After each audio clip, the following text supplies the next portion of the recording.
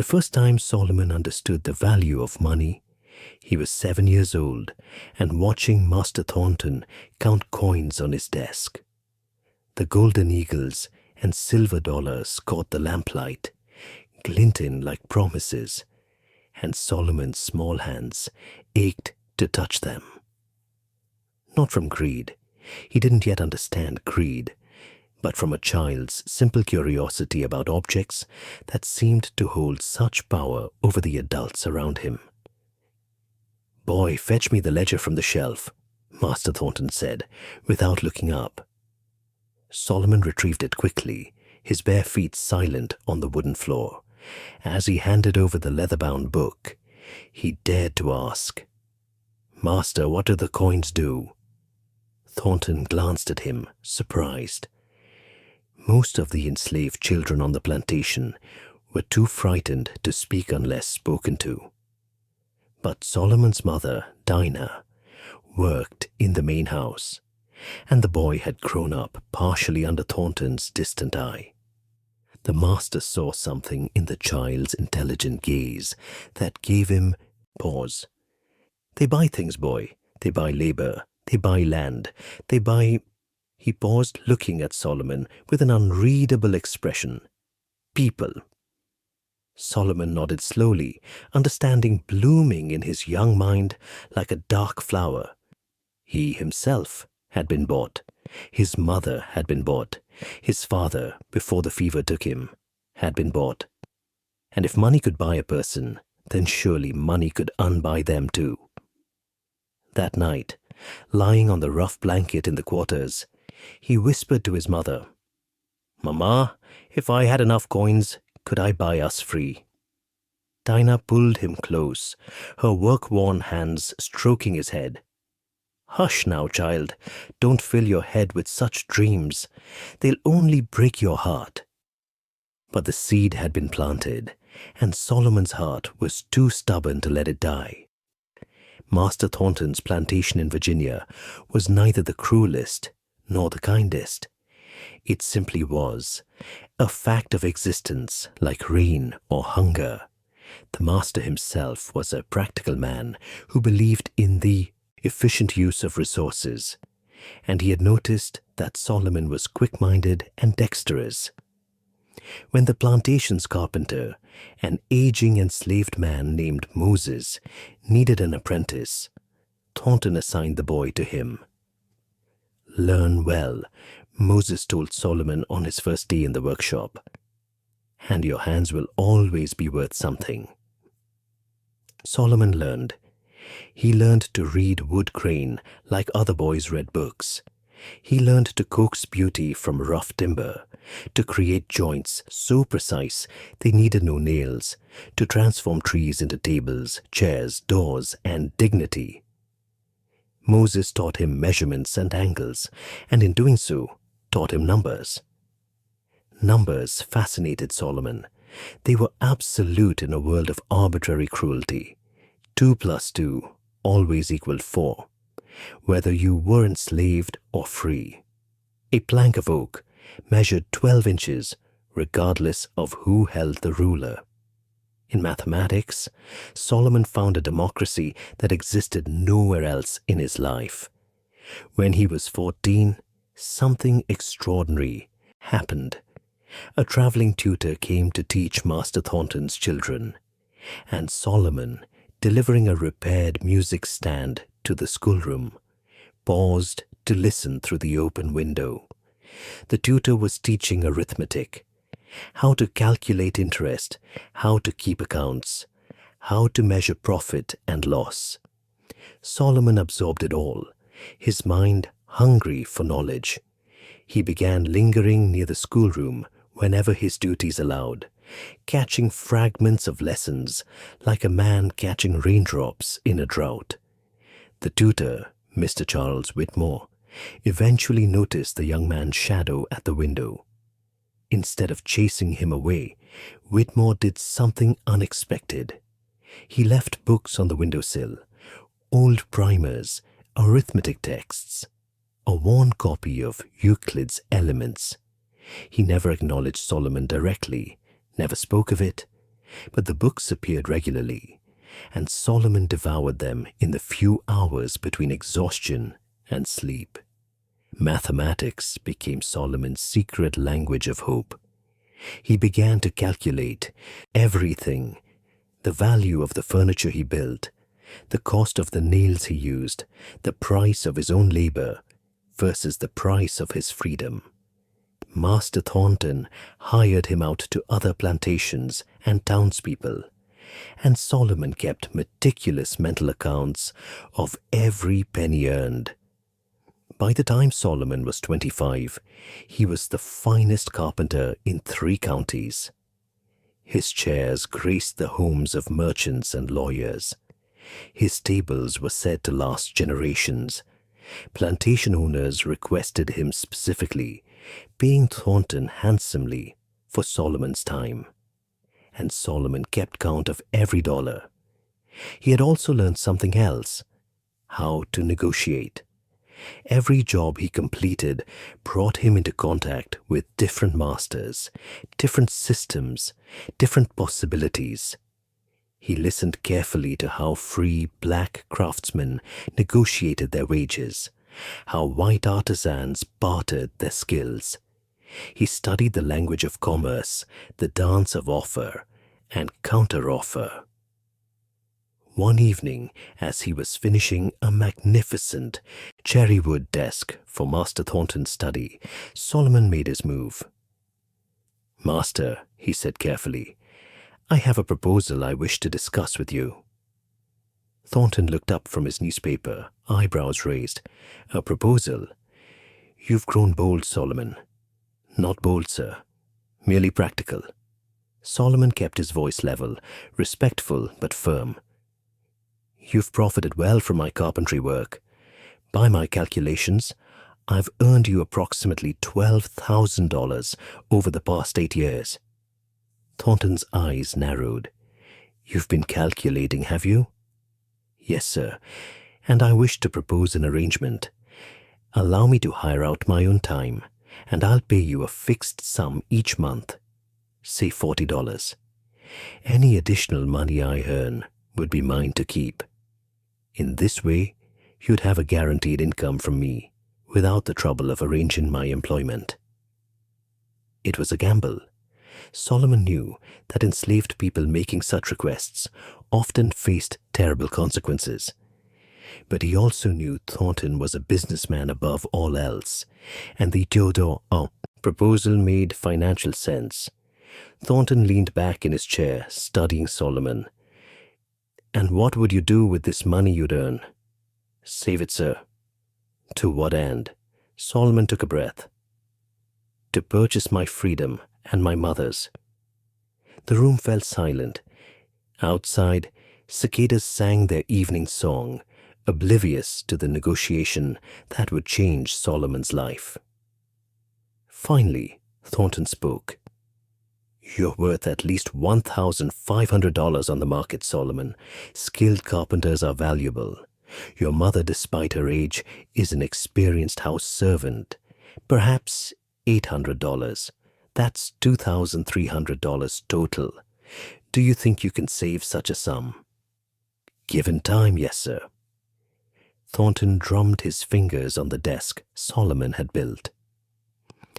"I'll agree to your proposal, but with conditions.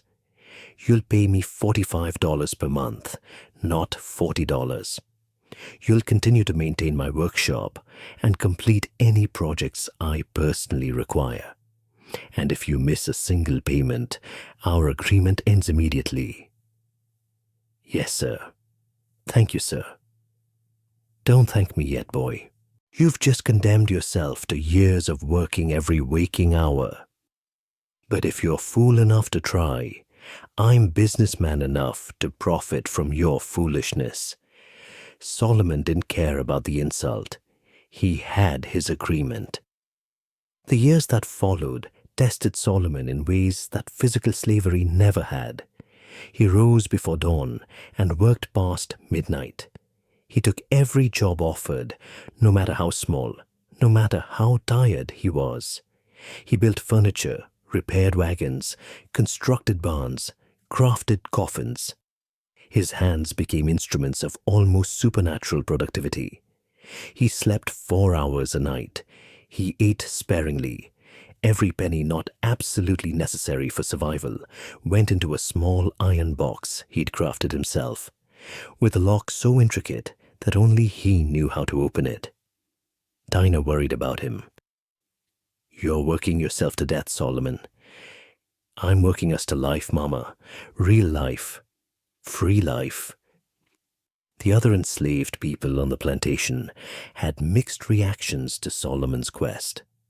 Some admired his determination.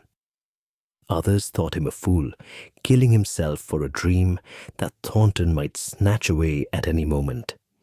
A few resented him, seeing his success as a reproach to their own circumstances. "You think you're better than us?" challenged Jacob, a field hand, one evening. "Think because you got your arrangement with Master, you're already halfway to being white." Solomon looked at him steadily. "I think I'm doing what I can with what I have. And when I'm free, Jacob, I'm coming back to help others buy their freedom too. You can resent me now, or you can start planning for when I can help you." It was a promise he meant with every fiber of his being. The money accumulated slowly, painfully. $45 went to Thornton every month without fail. The rest, sometimes $20, sometimes $60, depending on the work he could find, went into the iron box. He kept a ledger hidden in the workshop, tracking every penny with the precision he brought to his carpentry. The numbers marched across the pages like soldiers toward freedom. After 3 years, $620. After 5 years, $1,240. After 7 years, $1,890. He was close. So close. In 1855, when Solomon was 32 years old and had $2,100 saved, just $200 short of his goal, disaster struck. Master Thornton's rice crop failed. A combination of flooding and disease decimated the harvest. The plantation, usually profitable, faced serious financial trouble. Solomon heard the whispers in the main house. Thornton was considering selling off some of his enslaved workers to cover his losses. Solomon's name was mentioned.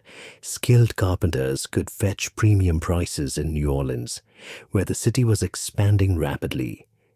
For the first time in his adult life, Solomon felt panic. 7 years of work, of sacrifice, of hope, all could be destroyed by a failed crop and an impatient creditor. He made a decision. He would offer Thornton his savings now, all $2,100, for his freedom alone. He would start over for his mother later. Broke his heart, but if he were sold away, both his freedom and hers would be lost forever. That night, Solomon retrieved his iron box and carried it to the main house. He requested an audience with Master Thornton. "Sir, I've heard the plantation faces difficulties. I wish to propose a solution." Thornton looked haggard. The financial stress had aged him. "What solution could you possibly offer?" Solomon placed the heavy box on the desk. "I have $2,100 here. I wish to purchase my freedom tonight, with the understanding that I will continue to work for you as a free man at a fair wage until your financial situation improves.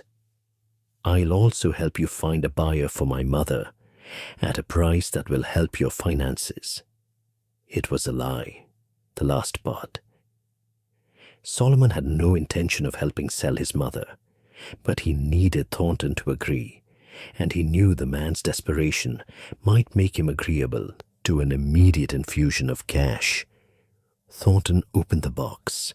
The money was real, gold, and silver coins that Solomon had counted and recounted thousands of times. The master's hands trembled slightly as he touched the coins. "This is less than you're worth on the market, Solomon." "Yes, sir. But it's immediate, it's certain, and I'm offering you my continued labor. A buyer in New Orleans might pay more, but you'd lose my skilled work, and there's no guarantee of a quick sale. This way, you solve two problems at once." Thornton was quiet for a long time. Finally, he said, "You've become quite the negotiator. I learned from the best, sir. Flattery doesn't become you." But there was a hint of something like respect in Thornton's voice.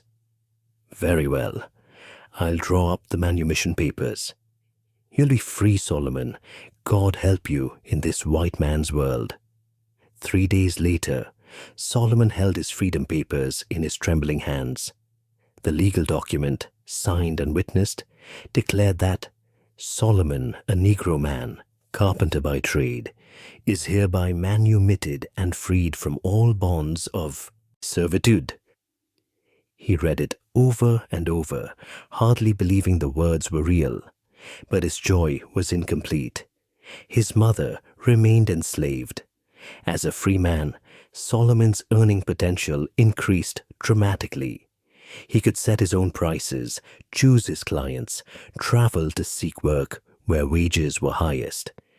He rented a small workshop in Richmond and hung out his shingle, "Solomon Freeman, Master Carpenter." The surname was new. He'd chosen Freeman as both a statement of fact and a declaration of purpose. His reputation had preceded him, and work came steadily. But Solomon lived as austerely as he had when enslaved. Every dollar beyond bare necessities went into a new savings fund, Dinah's Freedom. He also began to do something else. He helped other enslaved people calculate the value of their freedom, taught them arithmetic and bookkeeping in secret evening classes, helped them negotiate hiring out arrangements with their enslavers. He became a quiet conductor on a different kind of underground railroad, not spiriting people away to the north, but helping them purchase their way to freedom in the south. It took Solomon another 2 years to save the $900 that Thornton demanded for Dinah. The price had increased. Thornton's financial situation had improved, and he knew Solomon would pay almost anything for his mother's freedom. On a warm spring day in 1857, Solomon returned to the plantation where he'd been born. He carried a leather satchel containing $900 in gold and silver. His mother met him in the quarters, her eyes bright with unshed tears. "Today, Mama," he said simply. The transaction was brief. Thornton accepted the money and signed Dinah's manumission papers without ceremony. As Solomon and his mother walked away from the plantation together, both carrying their freedom papers, both finally owning themselves, Thornton called out, "Solomon?" They turned. "You did it," Thornton said, something complicated in his expression. "I never truly thought you would, but you did it." Solomon nodded. "I had to, sir. A man without freedom has nothing, but a man with freedom has everything he needs to build a life worth living."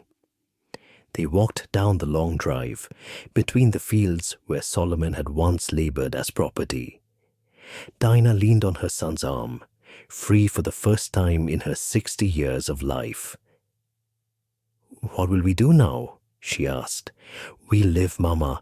We'll work, and we'll help others find their way to freedom, $1 at a time." Solomon Freeman became one of Richmond's most successful black craftsmen in the years before the Civil War. He built furniture for governors and merchants, banks, and churches. His workshop employed 6 free black carpenters, all of whom had purchased their freedom with his help. He never married, pouring all his energy into his work and his mission. By the time war came in 1861, Solomon had personally helped 37 enslaved people purchase their freedom, either by teaching them how to negotiate with their enslavers or by loaning them portions of the purchase price. He kept a ledger of their names, each one a victory, each one a person reclaimed from bondage through the same patient accumulation of dollars and cents that had freed him. The ledger began with 2 names, his own and his mother's. Dinah lived to see her grandchildren, the children of people Solomon had helped free, born into freedom. She died peacefully in 1863, having spent the last 6 years of her life as she'd never been before, her own woman, belonging to no one but herself. After the war, when emancipation came to all, Solomon was already an old man. Younger freedmen asked him how he'd survived, how he'd managed to win freedom in the teeth of slavery. His answer was always the same. I counted, I saved, I worked. I never stopped believing that I was worth exactly what I knew I was worth, priceless. But I also knew that in this world, the priceless must sometimes be priced, and I was willing to pay that price. Not because the system was just, it wasn't, but because freedom, however purchased, is still freedom, and freedom is the foundation upon which everything else is built. He would show them his old iron box, dented and worn, the lock still intricate. This box held my freedom before I could hold it myself. Never underestimate the power of a penny saved, a skill mastered, a day survived. Those are the tools of liberation, when liberation must be bought. Solomon Freeman died in 1878 at the age of 55, his body worn out from decades of relentless labor. But he died free, surrounded by people he'd helped free, in a city full of furniture he'd built with his own hands. His workshop passed to one of his apprentices, who kept the name Freeman Carpentry. It operated in Richmond for another 40 years, a monument to the man who proved that even in the darkest institution, the human spirit could calculate its worth, save its pennies, and purchase its dignity. The iron box Solomon used to save his freedom money is now in a museum in Richmond, Virginia. Next to it is his freedom paper, yellowed with age, and his ledger of the 37 people he helped free. Visitors pause before the display, doing their own calculations, measuring the distance between enslavement and freedom, weighing the price of hope against the cost of despair. And every now and then, someone will trace a finger over Solomon's meticulous handwriting in the ledger, reading the names of the freed, and they'll whisper a thank you to a carpenter who understood that freedom could be built, one board, one nail, $1 at a time. His hands had built tables and chairs, but his greatest construction was something more enduring, proof that the human will to be free, combined with intelligence, patience, and unwavering determination, could overcome even the most oppressive systems. Not always, not easily, but sometimes. And sometimes is enough to keep hope alive. This story is fiction, but it's based on historical realities. Many enslaved people in the antebellum South did purchase their freedom and the freedom of family members through years of saving money earned by hiring out their time, skilled labor, or entrepreneurial activities.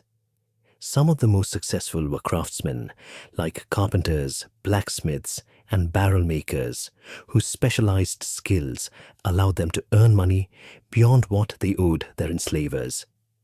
Notable historical examples include William Ellison, a South Carolina cotton gin maker who bought his freedom in 1816, and Frederick Douglass, who purchased his freedom in 1846 after escaping slavery.